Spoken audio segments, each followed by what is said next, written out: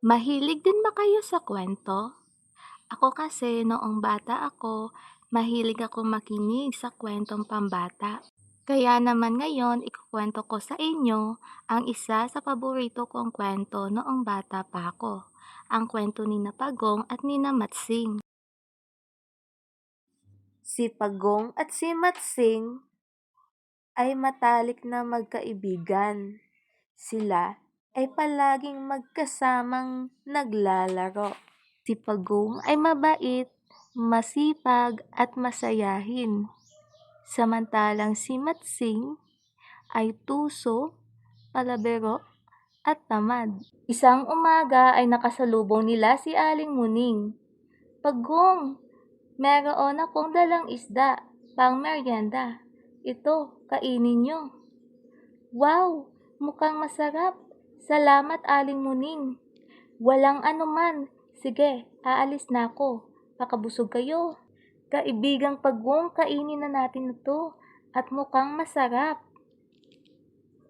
Ngunit, nangangamoy pa ni Pagong. Titikman ko na muna upang makasiguradong mabuti pa ito bago mo kainin. O sige. Sinimulang tikman ni Matsing ang isda. Sa kakatikim nito ay naubos niya ang isda.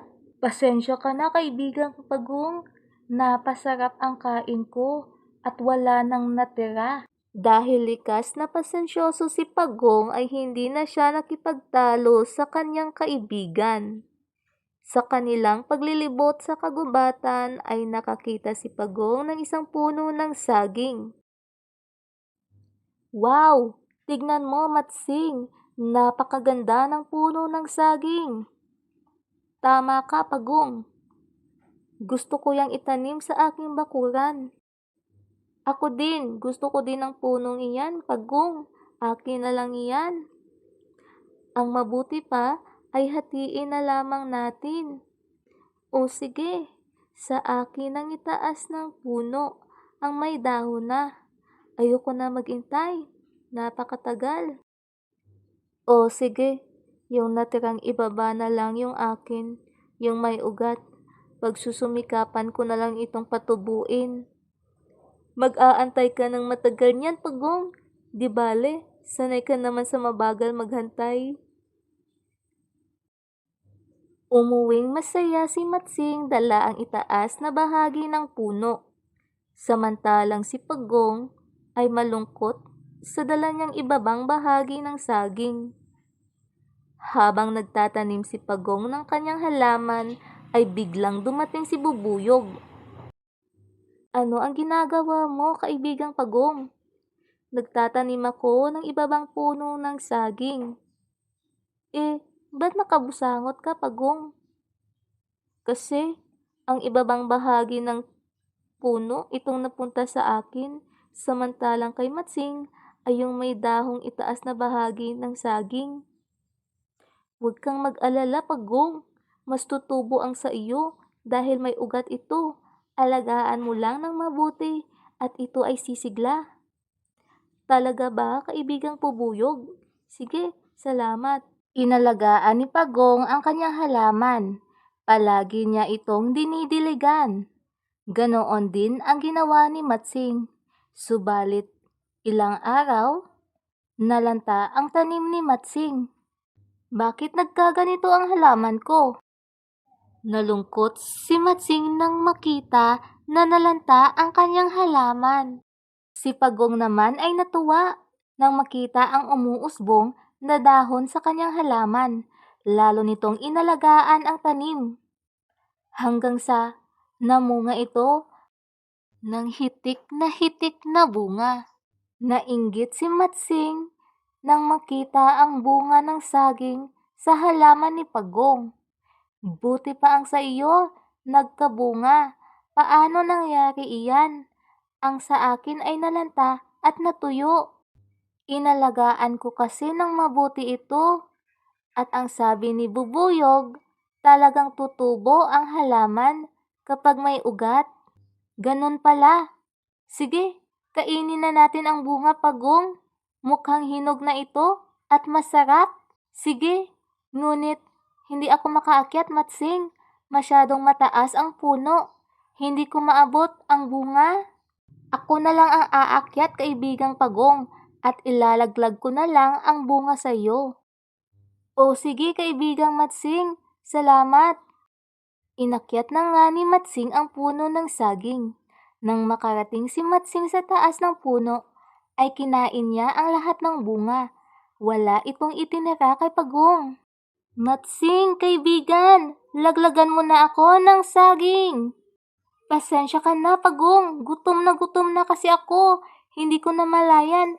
Naubos ko na ang lahat ng saging. At ilang sandali lang ay nakatulog si Matsing dahil sa kabusugan. Galit na galit si Pagong, kaya habang natutulog si Matsing ay naglagay siya ng mga tinik sa ilalim ng puno ng saging. Nang magising si Matsing ay nakita niya ang mga tinik, kaya humingi ito ng tulong kay Pagong. Pagong, tulungan mo ako. Alisin mo ang mga tinik sa ibaba at mukhang gagabi na at uulan pa. Ayoko, Matsing. Madamot ka kasi at sarili mo lang ang iniisip mo. Diyan ka na lang. Uuwi na ako. Baka abutan pa ako ng ulan. Pagong, huwag kang umalis. Tulungan mo ako, kaibigan. Pagong, tulong! Makalipas ang ilang sandali ay bumuhos na nga ang malakas na ulan at walang nagawa si Matsing kundi ang bumaba. Aray! Aray! Aray! Galit na galit si Matsing. Humanda ka, Pagong, at gagantihan kita. Umaga pa lamang ay naghanap na si Matsing kay Pagong at nakita niya ito sa may kakahuyan. Hinawakan ni Matsing si Pagong na mukhang takot na takot. Anong gagawin mo sa akin, Matsing? Tatadtarin kita ng pinong-pino, Pagong. Nag-isip si Pagong ng solusyon. Ayaw niya pang mamatay. Kaibigang Matsing, kapag ako'y tinadtad mo, ako'y dadami lamang. Napaisip bigla si Matsing. Alam ko na. Pakukuluan na lamang kita at kakainin. Hindi tatalab yan sa akin, Matsing. Masyadong matigas ang aking likod. At kaya kong magtago sa loob. Hindi tatabla ng init ang aking bahay. Biglang napaisip muli si Matsing. Alam ko na. Itatapon na lamang kita sa dagat nang ika'y kainin ng pating. Naku! Huwag mo iyang gagawin, Matsing.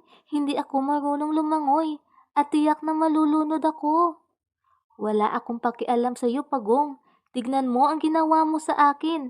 Mahapdi ang aking mga paa sa tinik na inilagay mo sa ilalim ng puno ng saging. At dinala na nga ni Matsing si Pagong sa dagat at doon itinapon niya ito ng napakalakas. Ngunit hindi niya inaasahan ang sumunod na nangyari. Si Pagong ay lumangoy sa tubig. Ano ka ba, Matsing? Hindi mo ba alam na ako ay nakatira sa tubig? Hindi ako malulunod. Mas nagalit si Matsing. Wala siyang magawa dahil hindi niya nahawak si Pagong.